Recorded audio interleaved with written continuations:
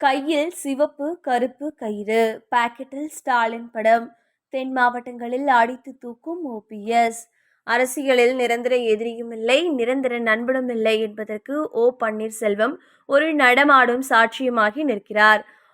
திமுகவின் பணிவு அரசியலுக்கு பெயர் போனவர். இப்போது திமுகவின் துணிவு அரசியலுக்கு பக்கபலமாக தென் மாவட்டங்களில் புயல் என சுழன்று கொண்டிருப்பதுதான் இன்றைய கோட்டை வட்டாரத்தின் ஹாட் டாபிக். சமீப காலமாக ஓபிஎஸ்ஐ பார்ப்பவர்கள் ஆச்சரியத்தில் பூர்வம் உயர்த்துகிறார்கள். எப்போதும் கைகளில் ஆன்மீக கயிறுகளுடன் நெற்றியில் திலகத்துடன் வலம் வரும் ஓபிஎஸ் இப்போது கைகளில் பளிச்சென கருப்பு சிவப்பு நிற கயிறை அணிந்து வலம் வருகிறார். அது மட்டுமல்லாமல் அவர் சட்டையில் உள்ள மேல் பாக்கெட்டை எட்டி பார்த்தால் முன்னாள் ஜெயலலிதா படம் இருந்த இடத்தில் இப்போது புன்னகிக்கிறார் முதலமைச்சர் மு.க.ஸ்டாலின். தலைவர் மேல பாசம் காட்டுறதுல பன்னீருக்கு நிகர் பன்னீர் தான் என உடன்பிறப்புகளே சிலாகிக்கும் அளவுக்கு திமுகவின் ரத்தமும் சதையுமாக மாறி போயிருக்கிறார் அவர். தனது சொந்த தொகுதியில் மட்டும் கவனம் செலுத்தாமல் தென் மாவட்டங்கள் முழுவதிலும் ஓபிஎஸ் மேற்கொள்ளும் களப்பணிகள் திமுகவுக்கு பெரும் வேல்யூ ஆட் ஆக அமைந்திருக்கிறது.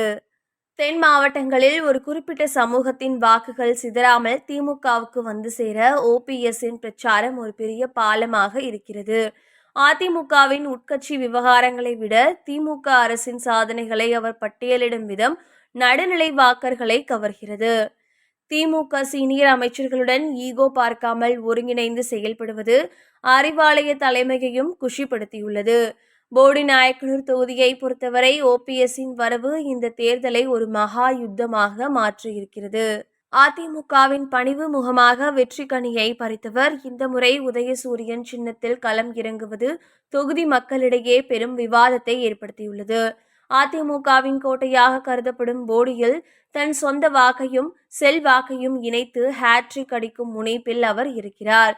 குறிப்பாக தொகுதியில் அவர் செய்துள்ள அடிப்படை வசதிகள் மற்றும் நலத்திட்டங்களை முன்வைத்து நான் எப்போதும் உங்கள் வீட்டு பிள்ளைதான், சின்னம் மாறினாலும் சேவை மாறாது என்கிற பாணியில் அவர் பிரச்சாரத்தை முன்னெடுத்து வருகிறார்.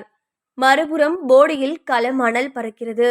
அதிமுக தரப்பில் ஆர்.பி. உதயகுமார் போன்ற சீனியர்கள் முகாமிட்டு அம்மாவால் அடையாளம் காணப்பட்டு இப்போது துரோகம் செய்துவிட்டு திமுகவுக்கு சென்றவருக்கு மக்கள் பாடம் புகட்டுவார்கள் என அனல் தெறிக்க பிரச்சாரம் செய்து வருகின்றனர்.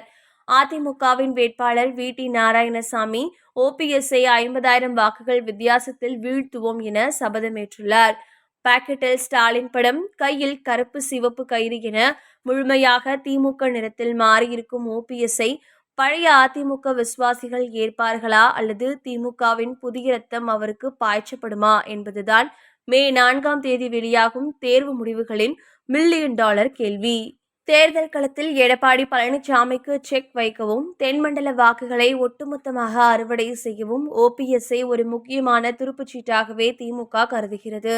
எங்கள் கூட்டணியில் அவர் இணைந்தது வெறும் அரசியல் கணக்கு மட்டுமல்ல, அது ஒரு பலமான சமூக கூட்டணி என்கிறார் ஒரு சீனியர் திமுக நிர்வாகி. என்னதான் விமர்சனங்கள் வந்தாலும் வாழ விடு என்கிற பாணியில் பன்னீர்செல்வம் காட்டும் வேகம் எதிர் முகாமை சற்று யோசிக்க வைத்திருக்கிறது என்பது மட்டும்தான் நிஜம்.